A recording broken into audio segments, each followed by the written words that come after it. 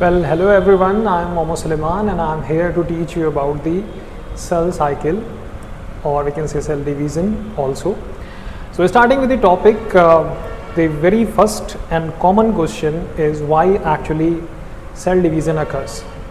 I am going to tell you or explain you about this by giving an example. Let's suppose you are living in a very good city like Lucknow, and the whole city is actually under control of district magistrate.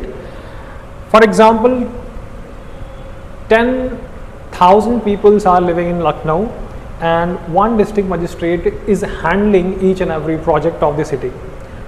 And for some reasons, there are people who are getting migrated into your city, and now population is getting increased. Then what will happen?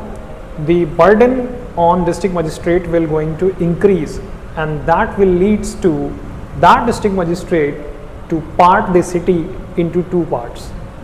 That means he has to divide his work in between two people so that he could do the work more efficiently.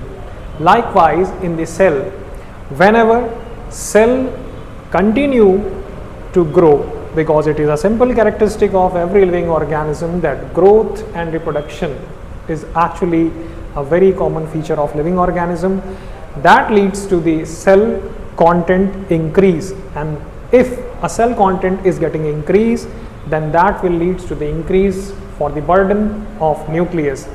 And nucleus is because the brain of the cell which governs each and every aspect, each and every work of the cell. So the burden on nucleus will get increased, and that will lead to the cell division. Now nucleus will try to divide its work for in between two, and for that reason cell division will occur. Now we are going to discuss why actually cell division occurs. This is the main basic example which I have just told you, and I hope the picture is very clear to you. Now I am going to tell you more scientifically. Let's suppose we are going to talk about cell division. We know if there is a cell, then there might be the presence of nucleus. Why there might be? There must be the presence of nucleus, and there is cytoplasm. This is C is cytoplasm and N is nucleus. Now if nucleus to cytoplasmic ratio, if it is getting increased, then it will lead to the division of cell into two daughter cells, and these two daughter cells formed because of cell division. Now cell division is actually a part which is occur by a process, that is what we call cell cycle. If we talk about the cell cycle, then it is the main event in which a cell duplicates its genome. Genome is cellular content or cellular data which is getting incorporated inside the thread-like structures. In nucleus, that's what we call chromosomes, and chromosomes have all the data by which a cell is actually having its function, like secretion of enzymes, hormones, or the cell if it is a part of any specific organ like liver or kidney, then every cell has a specific function, and that function or that secretions which are getting governed are actually incorporated inside its genome. So I was talking about the cell cycle. It is the event by cell duplicate its genome, synthesize its main constituents, and ultimately leads to the division and form two daughter cells, and that's what we call cell cycle. And these two daughter cells are actually getting formed because of cell cycle, and this cell cycle is actually a coordinated event. What is coordinated event? Coordinated event is something in which each and every step is actually getting incorporated with one another. Every step is actually under control and will only be done after the one process or one step. So for cell cycle we have some specific points which are mainly given in your NCERT textbook. I am going to quote them. The very first common thing is cell growth is a continuous feature, so it doesn't matter what phase we are talking about.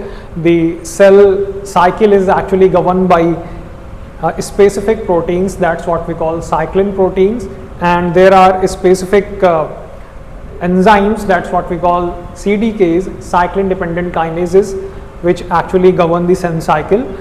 There are some specific examples which are given in NCERT. That's mammalian cell is actually take time 24 hours approximately to divide itself, and yeast cell require only 90 minutes, as well as E. coli which requires only 20 minutes.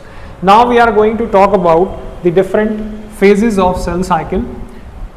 So in cell cycle I am going to teach you in a very specific flow chart manner.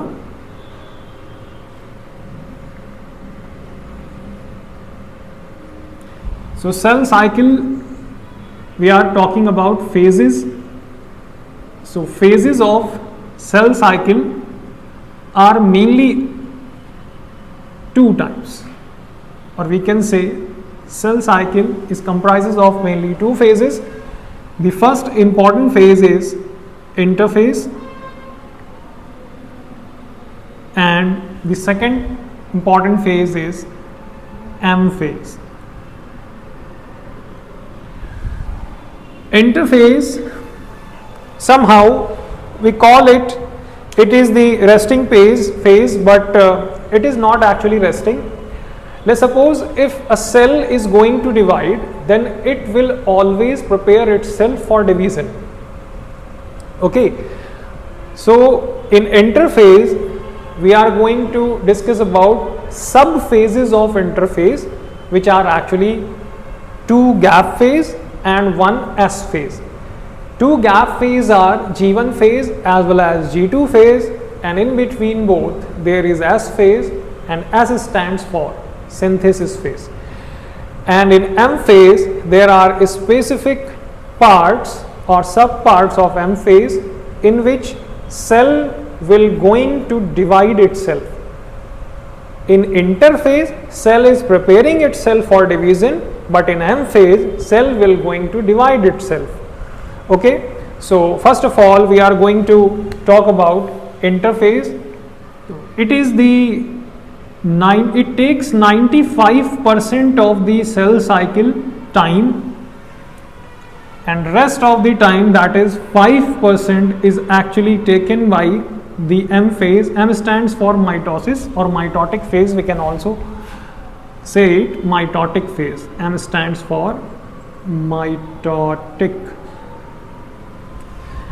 So it takes 95% and it takes 5%. Interphase is actually divided into three parts, that is G1 gap 1 phase, S phase and G2. If I should draw this cell cycle, then you would understand it better in a better manner. So I am going to draw a cell cycle. Just because it is a cycle, so we are going to study in a cyclic manner. Let's suppose this circle represents cell cycle, and I am going to divide the parts of cell cycle like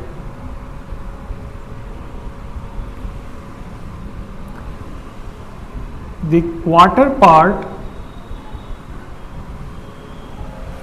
part of this circle like this is actually having one phase, and we have to divide this like this. The first phase is G1 phase, then it's S phase, and not like this but requiring very lesser amount like this. This is G2 phase and the rest is M phase. Now you all must be wondering about why I have made two concentric circles. So actually this part is representing the interface,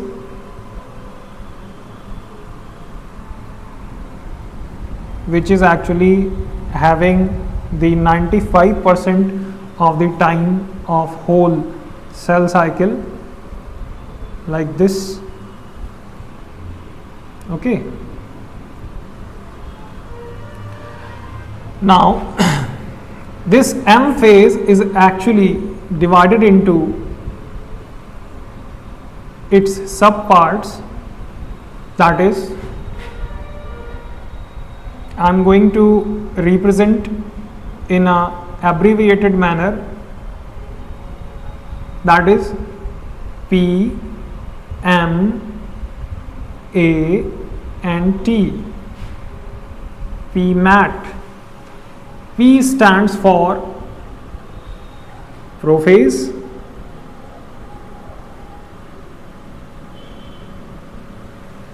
M stands for metaphase, A stands for anaphase, and T stands for telophase. So these are the four subparts of M phase. Now we can see this whole cell cycle is actually divided into two main phases.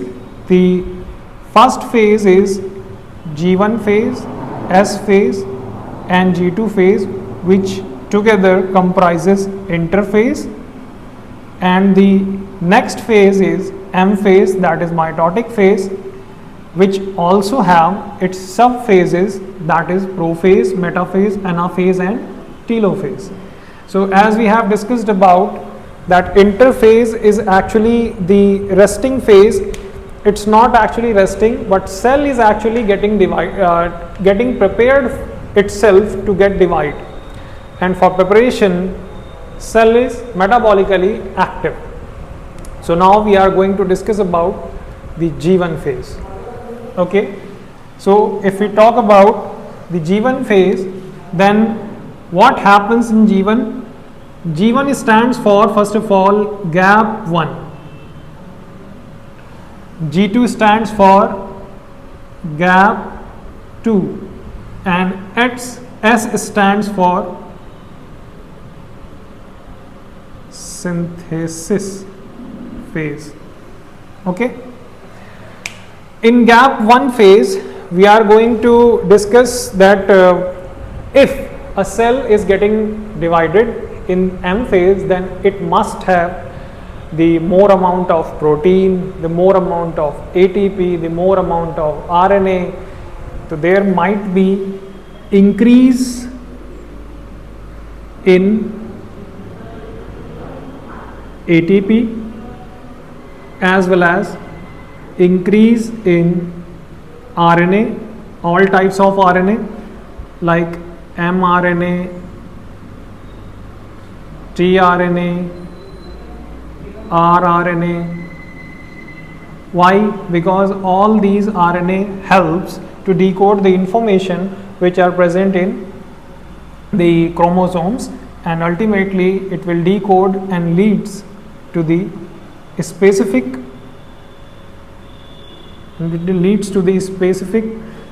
content, or how cell will going to divide, or how cell will going to form its new component, or whatever cell will going to perform.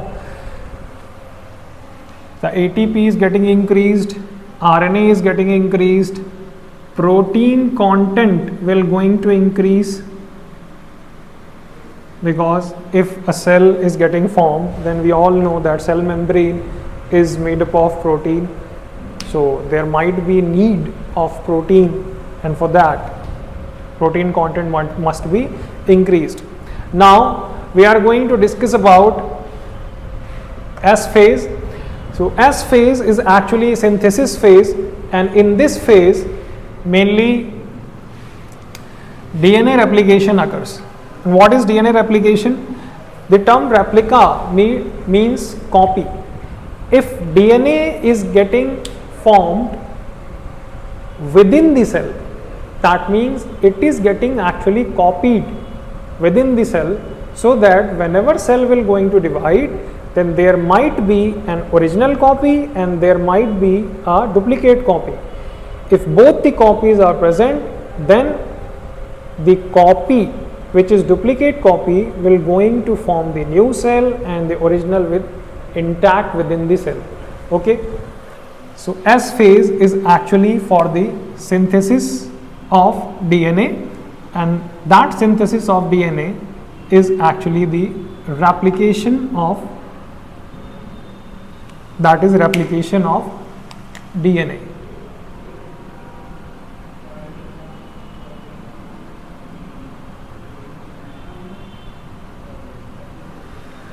Now, if we want to understand how actually replication will look like, or how actually cell content will have its copy, then you all have studied about the structure of chromosomes in class 9th.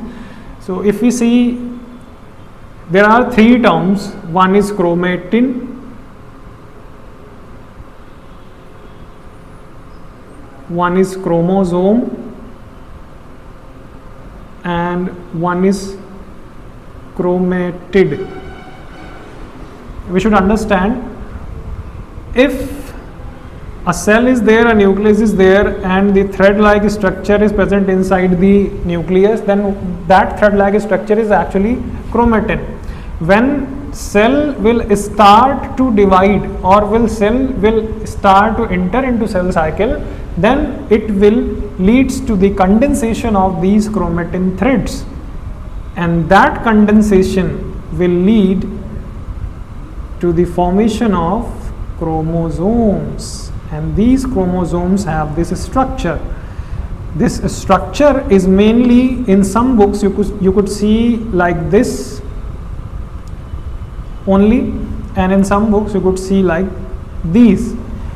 So we could understand this central region is actually the centromere, and these are the two sides of chromosomes. This first construction is known as centromere. If that's what I was saying, in synthesis phase replication of DNA occurs, and we all know that DNA is present inside the chromosomes, and these chromosomes are actually made up of DNA as well as histone proteins. And I have just talked about, in gap 1 there is increase in protein, that means increase in protein, that protein might be the histone protein also.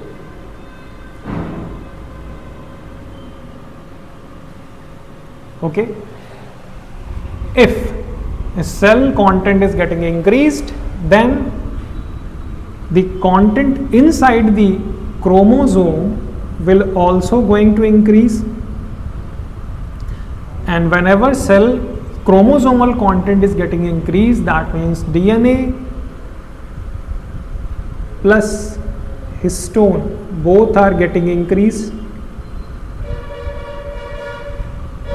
and if both are getting increased, these bands, or we can say these arms of chromosome will bulge and leads to the formation of structure like this. Okay, and now we have one this side and one this side. We could easily understood, the one is original copy and the other one is duplicate copy, which is actually getting doubled in gap 1 phase. Now, in replication or synthesis phase. Now in synthesis phase, replication occurs, and that leads to the increase in the content of chromosomes, or we can say the replication of DNA or copying of DNA occurs. Now in G2 phase, we are going to discuss that again. GAP2 is also for the increase in protein content.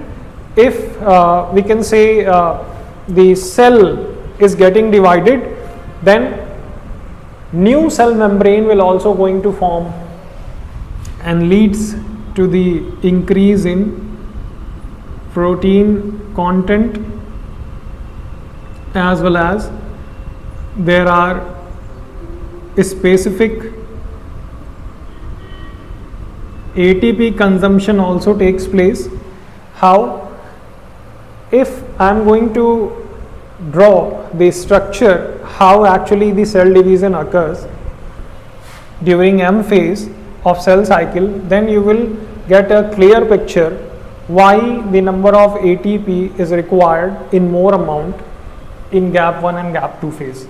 So I hope you all have understood about the cell cycle, different phases of cell cycle. Now I am going to tell you about the M phase in a different manner. Okay. Now I am going to erase all the portion and going to tell you about the M phase. One more thing I have noted down here, the chromatin, chromatid and chromosome. I have told you about the chromosome as well as chromatin. The chromatid is actually the structure of chromosome. These two different arms are known as chromatid. This whole thing is chromosome, and that thread-like structure present in the nucleus is chromatin. The important thing is chromosome will always occur whenever cell will going to divide, because chromatin will going to condense and form chromosomes. For example, there are 46 chromosomes present in a mammalian cell or in human. So these 46 numbers will going to appear when cell will going to divide. The chromatin will get condensed and forms 46 chromosomes. Now we are going to discuss about the M phase or mitotic phase. The M phase is actually having its 4 phases. I have just told you, that is PMAT in an abbreviated manner. PMAT,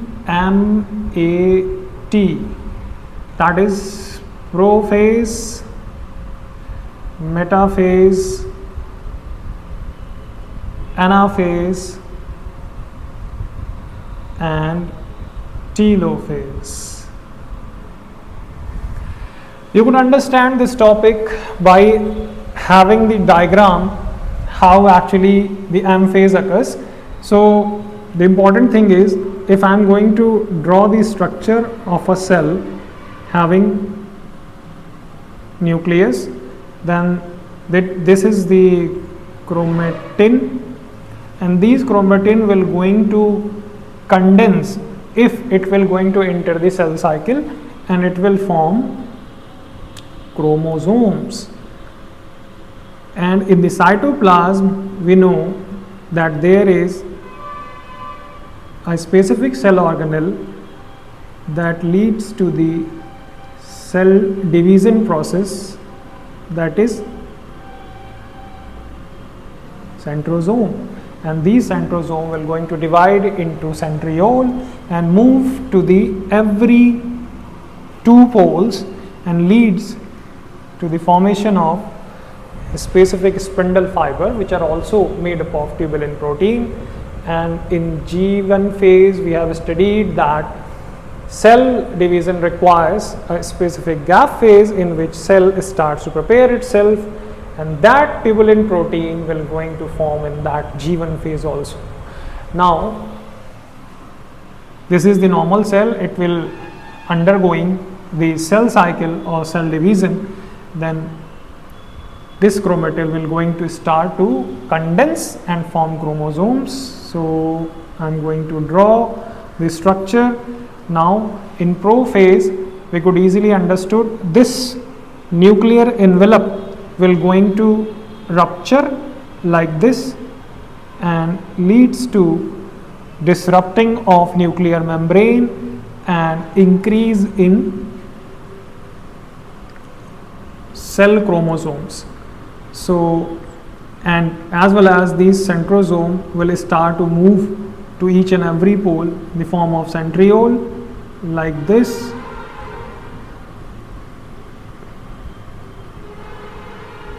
and they will start to form spindle fibers, and there is presence of chromosomes like this. Okay, let's suppose I am taking 2n is equals to 4 for this example. So there are 4 chromosomes, or diploid condition of this cell is having 4 chromosomes. Then this is the prophase in which how many things occurs? Nuclear membrane disrupts, chromosomes condensed,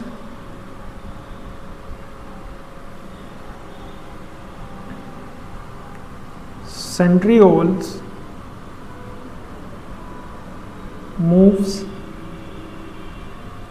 to opposite poles. Now in metaphase these chromosomes will going to align on equatorial condition. Acha, one more thing, we are discussing about the animal cell in which these centrosomes are there, but in case of plant cell there is no centrosome, there is a specific condition occurs, that is cell groove formation, and that leads to the formation of cell plate which helps in the cell division in case of plant cells. But in case of animal cells, centrosome is there which is getting divided and forms centrioles, and these centrioles align at each pole and leads to the formation of spindle fibers. These are the spindle fibers, and these spindle fibers actually connect the chromosome, both part of the chromosome, the chromatids of chromosome, and starts to align them and pulling them towards each pole. Now in case of metaphase stage, these chromosome will going to align at the equatorial plate.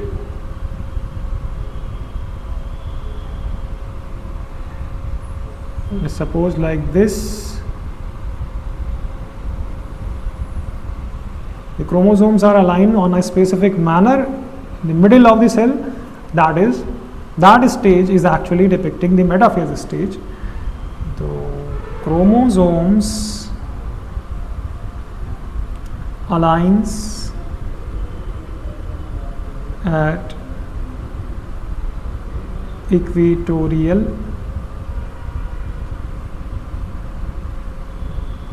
plate.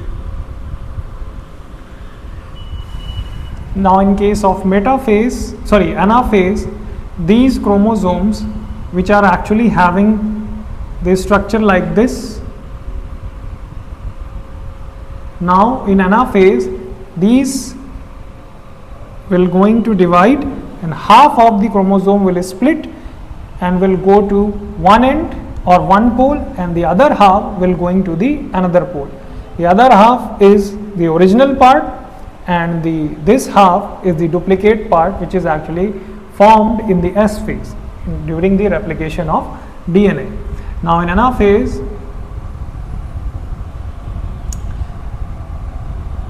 same diagram will occur like this.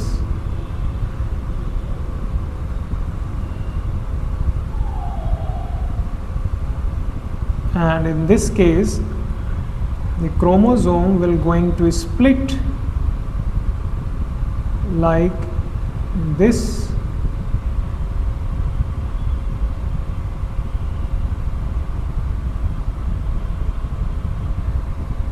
and this, they will go to the each and every pole opposite to one another like this. They will move towards each and every pole. So in case of anaphase, the chromosomes split and moves to the opposite poles.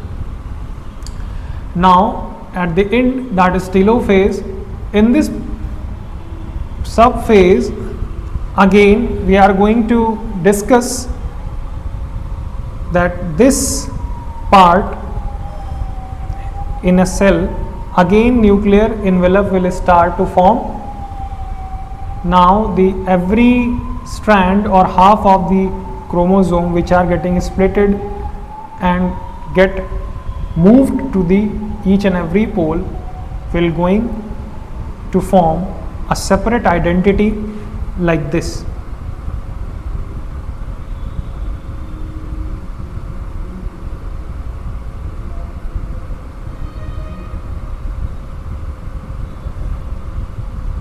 One,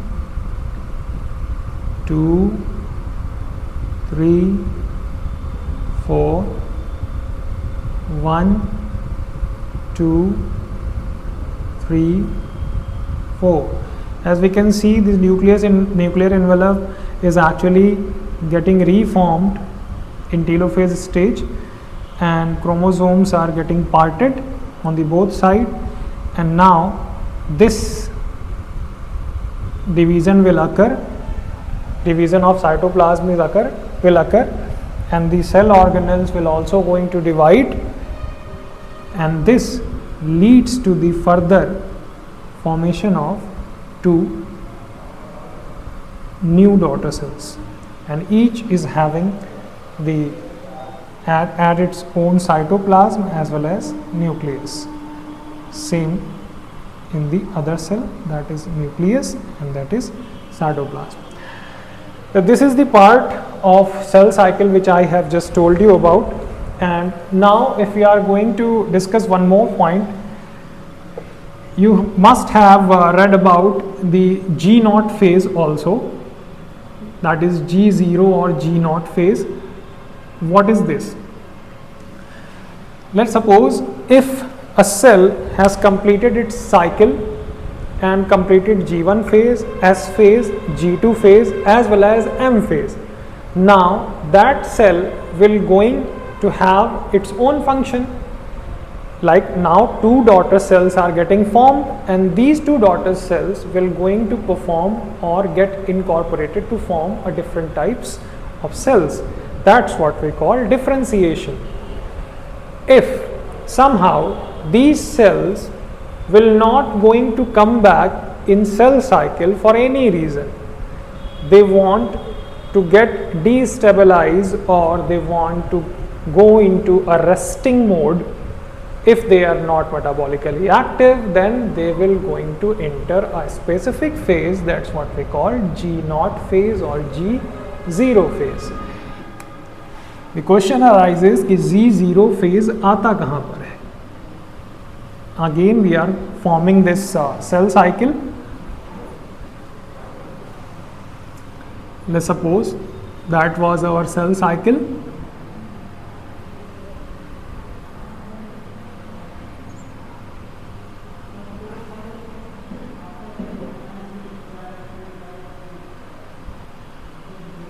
That was G1, that was S, that was G2, and that was M. At this point, new cells, two new cells are formed. These are called daughter cells, must have equal size. These are the daughter cells. Now, these daughter cells will go into a process, that's what we call differentiation. That means these cell will going to form specific types of cells. If these cells will going to metabolically inactive, then they will enter again into G1 phase, but we will represent it as like this.